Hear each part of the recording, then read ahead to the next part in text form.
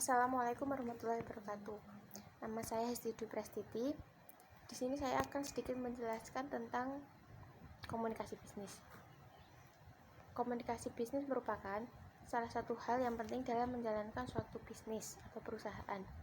Komunikasi bisnis ini bisa diartikan sebagai suatu komunikasi yang dilakukan secara verbal maupun non-verbal, di mana dalam komunikasi ini bersifat pendapat, ide, gagasan, maupun informasi.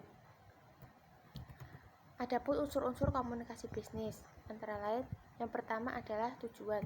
Setiap komunikasi memiliki tujuan dengan sejalan dengan tujuan organisasi. Ada pertukaran. Setiap komunikasi melibatkan setidaknya 2 orang atau lebih. Yang ketiga, berisi informasi, gagasan, opini, instruksi. Ini salah satu dari pesan yang terdapat dalam komunikasi, di mana bentuknya bisa beragam tergantung situasi. Yang keempat, memanfaatkan saluran personal atau impersonal. Setiap komunikasi yang dilakukan dengan bertatap muka, memanfaatkan media khusus atau media massa. Yang kelima, memakai simbol atau sinyal. Maksudnya adalah metode atau alat yang digunakan untuk berkomunikasi sehingga dapat dimengerti oleh penerima pesan. Selanjutnya, pencapaian target, di mana tujuan tersebut telah ditetapkan sebelumnya oleh manajemen. Secara umum, ada 4 fungsi dari komunikasi di dalam bisnis.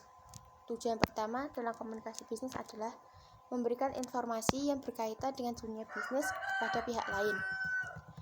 Yang kedua, sebuah komunikasi bisnis adalah melakukan persuasi kepada pihak lain agar apa yang disampaikan dapat dipahami oleh audiens.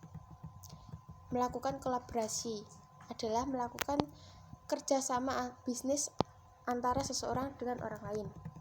Selanjutnya, terdapat 3 teknik utama dalam komunikasi bisnis.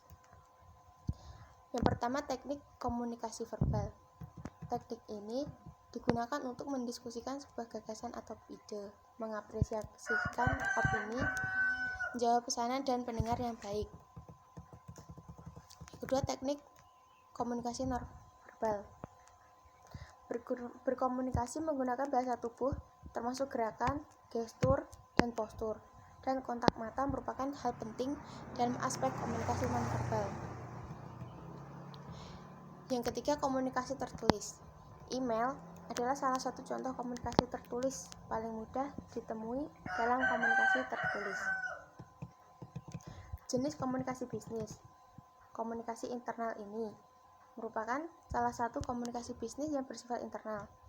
Dalam hal ini dimaksudkan bahwa komunikasi ini terjadi di dalam sebuah organisasi atau perusahaan. Jadi, yang terlibat dari komunikasi ini hanyalah anggota dari organisasi atau perusahaan tersebut. Komunikasi vertikal. Dalam komunikasi vertikal ini biasanya dilakukan antar tingkatan.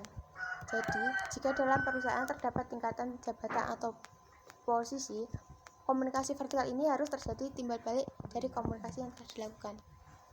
Mungkin itu saja yang bisa saya sampaikan. Ada kurang lebihnya saya mohon maaf dan terima kasih atas perhatiannya. Wassalamualaikum warahmatullahi wabarakatuh.